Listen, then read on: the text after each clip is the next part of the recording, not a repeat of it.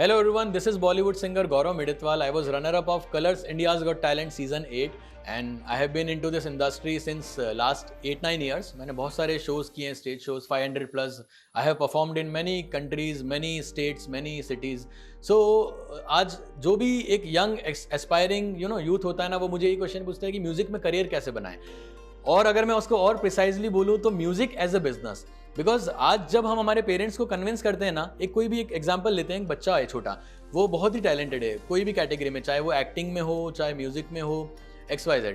सो जब वो अपने पेरेंट्स को कन्विंस करने का ट्राई करता है ना कि मुझे इस फील्ड में अपना प्रोफेशन बनाना है, मुझे आगे बढ़ना है, सो पेरेंट्स का एक जनरल कंसर्न होता है कि यार आगे इसमें क्या अपॉर्चुनिटीज़ है, is the future secured, is the future financially secured. तो ये सारे एक जनरल पॉइंट्स हैं. So me as a singer, let me give you a brief of क्या क्या अपॉर्चुनिटीज़ होती है जहाँ से आप अपने फ्यूचर को, अपने प्रोफेशन को सिक्योर कर सकते हो और अपने पेरेंट्स को आप कन्विंस कर सकते हो कि नहीं, I want to go into this field और ये आगे हम ऐसे करेंगे. जो अपना बेसिक एक मॉडल होता है ना कि आगे हम क्या करने वाले हैं अगले 5 साल में. So let me give a brief of how music industry works. सबसे पहला तो मैं यही बोलूँगा कि जो आज का ज़माना है वो है डिजिटली ओरिएंटेड ज़माना. एंड जो हमारी जितनी भी मीडिया इंडस्ट्रीज है ना, वो डिजिटली ही ज़्यादा ओरिएंटेशन मांगती है. आपकी अगर डिजिटली ऑडियंस अच्छी है तो आप बहुत अच्छे आर्टिस्ट हो. टैलेंट एक बेसिक एलिजिबिलिटी है, मतलब आपका जो टैलेंट जिसको आप ग्रूम करते करते आए हो, जिसको पॉलिश करते आए हो, वो एक बेसिक एलिजिबिलिटी है. बट उसके बाद क्या, उसके बाद you need to have the audience. Because हम जो अपना आर्ट दिखाने वाले हैं वो किसके लिए दिखाने वाले हैं, हमारी ऑडियंस होनी चाहिए, हमारी व्यूअरशिप होनी चाहिए. सो सबसे अच्छा माध्यम क्या है, डिजिटल प्लेटफॉर्म्स. डिजिटल प्लेटफॉर्म्स की अगर मैं बात करूं तो इंस्टाग्राम, यूट्यूब, फेसबुक, ये सारे आते हैं. अब म्यूजिक एज ए बिजनेस में अगर अपन बात करते हैं तो अगर अपन कुछ प्रोडक्ट रिलीज करते हैं, चाहे कुछ भी हो, वो आपका ओरिजिनल प्रोडक्ट हो या फिर आप कोई एक कवर सॉन्ग कर रहे हो, so there are many opportunities of like monetising it. आप यूट्यूब से पैसा कमा सकते हो, आप इंस्टाग्राम से अपनी प्रेजेंस बढ़ा के नेटवर्किंग बढ़ा सकते हो. बिकॉज क्या होता है ना, आज म्यूजिक इंडस्ट्री में कोई एक स्पेसिफिक फार्मूला नहीं है कि आप ये करोगे उसके बाद ये मिलेगा, बट आपको एक नेटवर्क बनाना पड़ेगा. So my suggestion would be, art को पॉलिश करते करते आप है ना नेटवर्किंग करो, ह्यूमन रिलेशन बढ़ाओ. बिकॉज कहाँ कौन सी चीज आपको कैसे कहाँ कनेक्ट कर देना वो आप भी नहीं जानते. सो this is one of the veg. And जैसा कि आपने सभी बड़े बड़े सिंगर्स से सुना होगा कि प्लेबैक इंडस्ट्री में उतना पैसा नहीं है जितना they earn from live industry. So eight the and live shows and live industry is very different from playback.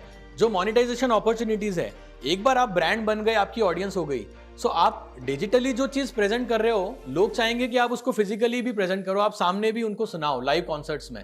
So live shows की एक बहुत ही वाइड ऑडियंस होती है, बहुत सारी अपॉर्चुनिटीज होती है. You can perform many of the shows like pan India, बाहर. And there are many event companies, there are many clients जो कि डिमांड करते हैं कि लाइव शोज हम लोग कॉन्सर्ट्स कराएं, ऑर्गेनाइज कराएं. सो this is the second way जहाँ पे मैं कहूँगा मेजर जो फाइनेंशियल जो सेक्शंस होते हैं ना अपनी लाइफ के, आर्टिस्ट की लाइफ से, वो लाइव से ही आते हैं. सिंगर की बात कर रहा हूँ मैं. सो लाइव शोज में आप अपने आप को ऐसे पॉलिश करो. अब प्लेबैक और लाइव में क्या डिफरेंस है? Playback is a very different thing. जहां आप बिहाइंड द माइक परफॉर्म कर रहे हो, वहां पे आपको मल्टीपल टेक्स मिलेंगे, आपको अपॉर्चुनिटीज मिलेगी, वहां पे आप अकेले होंगे. You have that freedom of presenting whatever you want to, है ना.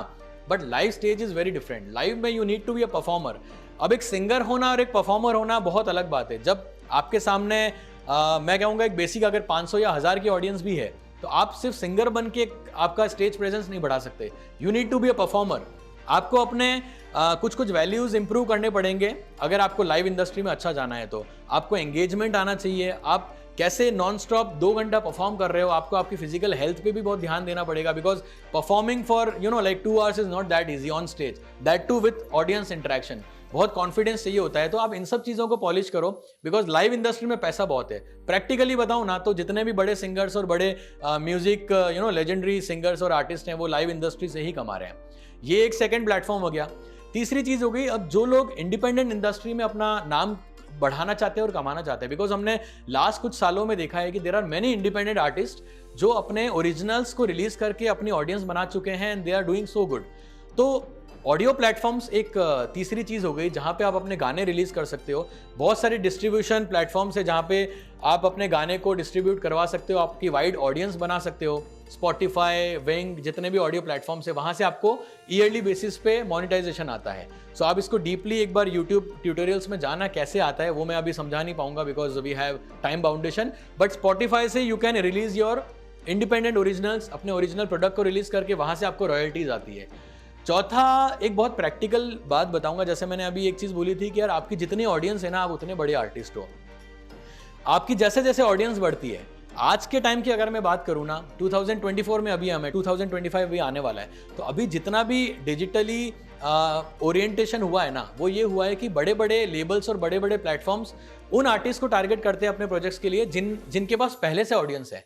तो जैसे मैंने इंस्टाग्राम, फेसबुक और यूट्यूब का नाम लिया था, अगर आपकी घर बैठे बैठे आप ऑडियंस बना रहे हो, so you will have an opportunity of like targeting to those big labels, जो बड़े लेबल्स है। बिकॉज एट द एंड आपकी ऑडियंस है तो आप ब्रांड हो, और आप अगर ब्रांड हो ना, तो आपके पास दूसरे ब्रांड्स आएंगे ब्रांड एंडोर्समेंट्स के लिए, प्रमोशंस के लिए। सो प्रमोशनल अपॉर्चुनिटीज भी बहुत सारी है। अगर आप आपके पोर्टफोलियो और आपके प्रोफाइल को अच्छे से कैरी फॉरवर्ड कर रहे हो इंस्टाग्राम पे, फेसबुक पे, so you have multiple branding opportunities as well. Because जितने भी म्यूजिक के ब्रांड्स हैं या XYZ कोई भी है पर्टिकुलर कैटेगरी के, दे वुड वांट कि यार उनका प्रोडक्ट ज़्यादा सेल हो। तो ज़्यादा सेल करने के लिए उनको वैसे आर्टिस्ट चाहिए, वैसे इन्फ्लुएंसर चाहिए। मैं इन्फ्लुएंसर नाम लूंगा बिकॉज अभी इन्फ्लुएंसिंग बिजनेस बहुत ज़्यादा हो गया है। मतलब इंस्टाग्राम पे हम देखते हैं हर कोई म्यूजिक इन्फ्लुएंसर है, फैशन स्टाइल इन्फ्लुएंसर है। सो इन्फ्लुएंसिंग एक ऐसा प्लेटफॉर्म है ना, जहाँ पे आप अपनी ऑडियंस को अपने ब्रांड से कनेक्ट कर रहे हो। तो this is one of the way where you can monetize. आपकी ऑडियंस को आप एक ब्रांड से कनेक्ट करा रहे हो, being a mediator. So this is one of the ways, और इसको आप बहुत अच्छे से लेके जाओगे ना, तो बहुत लंबा आपका करियर चलेगा। फाइनेंशियली भी बहुत अच्छी चीज़ें हैं, फाइनेंशियली अच्छी ग्रोथ है, ऑडियंस बन रही है, वो तो आपका एक मतलब पॉजिटिव पॉइंट है ही। So this is one of the ways, you need to be a brand. अगर आप ब्रांड बनोगे, आपकी ऑडियंस है, तो आप हर फील्ड के राजा हो। ये प्रैक्टिकली आज की बात है। इवन मैं खुद ये चीज़ फॉलो करता हूँ। बिकॉज आज जितने भी बड़े रियलिटी, चलो अपन रियलिटी शो पे बात करते हैं। मतलब मुझे जितने भी यूथ है ना, जितने भी मेरे फॉलोवर्स हैं इंस्टाग्राम वगैरह पे, दे टेक्स्ट मी कि यार एक रियलिटी शो को कैसे अप्रोच किया जाए। प्रैक्टिकली एक रियलिटी शो क्या है? The producer is doing a business. वो 10 रुपए एक शो पे लगाता है एंड उनको रिकवर करना है 200 रुपए। Definitely profit making is something which a reality show does on any of the channels. So आप ये समझो कि अगर एक रियलिटी शो में 20 जनों को चांस मिल रहा है, तो टैलेंट की इंडिया में कोई कमी है नहीं। तो डू यू थिंक कि 20 जने ही टैलेंटेड है जिनको चांस मिल रहा है?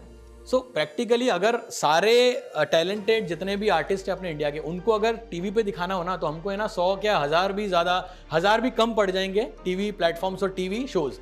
सो टीवी क्या होता है? टीवी शो क्या होता है? एक मतलब टीवी शो ये होता है जहाँ पे आपका एक सेलिंग पॉइंट होना चाहिए। जैसे मैंने बताया, अगर आपकी ऑडियंस है तो ये this is one of the selling points. तो you need to create your unique selling point, जिसको एक प्रोड्यूसर या एक टीवी का कॉन्सेप्ट सेल कर सकता हो। बिकॉज आज हर किसी को टीवी में मौका नहीं मिलेगा। आज अगर मैं मेरी बात करूँ, तो अगर मैं प्रैक्टिकली किसी शो में ऑडिशन देने जाऊँगा, एक एग्जाम्पल दे रहा हूँ, तो वॉट विल दे सी इन मी? मैं गाना अच्छा गाता हूँ, तो गाना मुझसे अच्छा भी कोई गाता होगा। और कंपटीशन बहुत है यार। मतलब आज हर कोई छोटे से छोटा बच्चा भी इतना अच्छा गाता है ना कि इंडिया में मतलब टैलेंट की कमी नहीं है।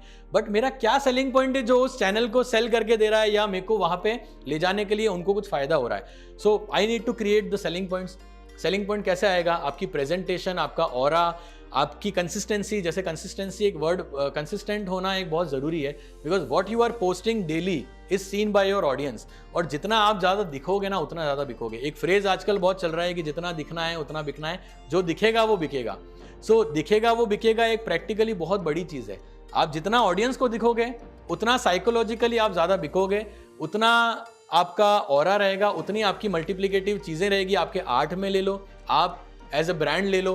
सो this is something which is very practical. आप दिखना चालू कर दो। दिखने में क्या इंपॉर्टेंट है? कंसिस्टेंसी। आप जितनी पोस्टिंग करोगे, एंड इट्स नॉट कि आप एक सिंगर हो तो आप सिर्फ उस सिंगिंग को ही दिखाओ। You can share many things यार। आप आपकी एक जर्नी दिखा सकते हो कि आप कैसे क्या चीज़ करते हो। जैसे मैं मेरा एक एग्जांपल देता हूँ कि अभी मैं मेरा यूट्यूब चैनल को ग्रो कर रहा हूँ। सो मैंने ये ऑब्जर्व किया कि गाने में मेरे कवर्स और मेरे ओरिजिनल्स बहुत पहले से डाल रहा हूँ, बट मुझे उतना एंगेजमेंट दिख नहीं रहा है। Because there are many artist जो ये सब चीज़ें कर रहे हैं। अब एक अगर मल्टीप्लिकेटिव ऑप्शन अगर ऑडियंस को मिल रहा है कि यार गाना तो ये भी डाल रहा है, ये भी डाल रहा है, तो वो किस किस का सुनेंगे? सो बहुत अपॉर्चुनिटीज़ हो गई, इसलिए आपकी ऑडियंस भी बहुत मतलब बाउंडेड हो गई है कि हम किस आर्टिस्ट का सुने।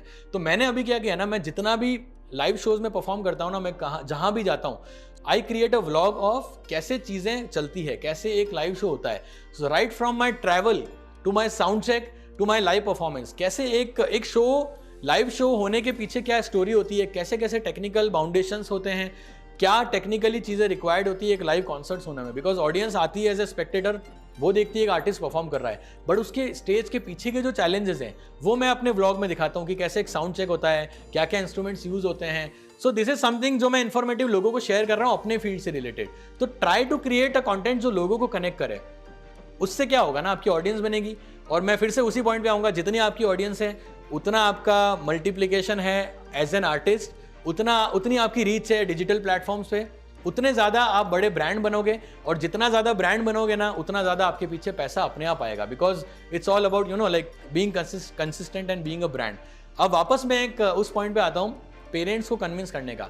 तो क्रिएट अ मॉडल, एक है ना फाइनेंशियल मॉडल भी बनाओ एज एन आर्टिस्ट. आप है ना दूसरे आर्टिस्ट को ऑब्जर्व करो कि यार वो कैसे कमा रहा है, पैसे कैसे कमा रहा है. बहुत एक प्रैक्टिकल फैक्ट है कि यार आज आपको किसी करियर में सर्वाइव करना है तो प्रैक्टिकली पैसे तो कमाने पड़ेंगे. You need to have your daily bread and butter, right. So create a model कि हम ऐसे करेंगे, इस चीज से हमको ये मिलेगी. एक ब्रांच बनाओ कि अगर चलो ये नहीं हुआ तो ये तो कर लूंगा मैं, ये नहीं हुआ तो ये तो कर लूंगा. बिकॉज एक जो एरा हुआ करता था ना 90s का, तब डिजिटल प्लेटफॉर्म्स इतने नहीं हुआ करते थे. So think of the singer जो सोनू निगम जी हैं, जो हमारे लेजेंडरी सिंगर्स हैं, वो उन्होंने कैसे अपने करियर को बनाया होगा. उस टाइम तो बहुत ज़्यादा चैलेंजेस होते थे. अभी तो इतनी मल्टीपल अपॉर्चुनिटीज आ चुकी है digitally. So you have like many and lots of opportunities. मैं तो आज भी, मेरे कोई कजिन्स हो गए या फ्रेंड्स हो गए ना, उनके पेरेंट्स अगर उनको मना कर देना तो मैं तो बैठ के उनको समझाता हूँ. इनफैक्ट मेरी फैमिली मेंबर्स को मैं समझाता हूँ कि यार मैं ऐसे करता हूँ और आगे ये अपॉर्चुनिटी है. बिकॉज आई फील भगवान ने अगर कोई टैलेंट दिया है तो यू मे बी 1 in 100, तभी आपको वो गॉड गिफ्टेड टैलेंट मिला है. उस टैलेंट को आप अगर मतलब यूज करके आप है ना लोगों तक नहीं पहुंचा रहे हो ना, तो मेरे ख्याल से वो जस्टिस नहीं होगा आपके टैलेंट के लिए. बिकॉज आर्ट और टैलेंट हर किसी को भगवान नहीं देता है. So if you are God gifted, I think you should take a try, और रिस्क लोगे तभी एक बड़ा नाम बनेगा. मतलब आज हम जितने भी बड़े सिंगर्स और स्पोर्ट्स पर्सन देखते हैं, विराट कोहली जी की बात ले लो, मतलब हम आज उनको इतना प्रेस करते हैं, but you should see the struggle and the time सभी आर्टिस्ट का, कि उन्होंने कैसे स्ट्रगल करके यहाँ तक वो पहुंचे और एक ब्रांड बने, और आज उनकी वर्थ वो हुई है कि मतलब the whole world is praising them. So this is like from my side. और भी अगर आपको कोई क्वेरीज होती है, you have anything you need to ask me personally about music और the career opportunities, you can text me on my Instagram page. आपको bio में मेरा इंस्टाग्राम हैंडल वगैरह मिल जाएगा. So this is it. Thank you so much. जय हिंद, जय भारत.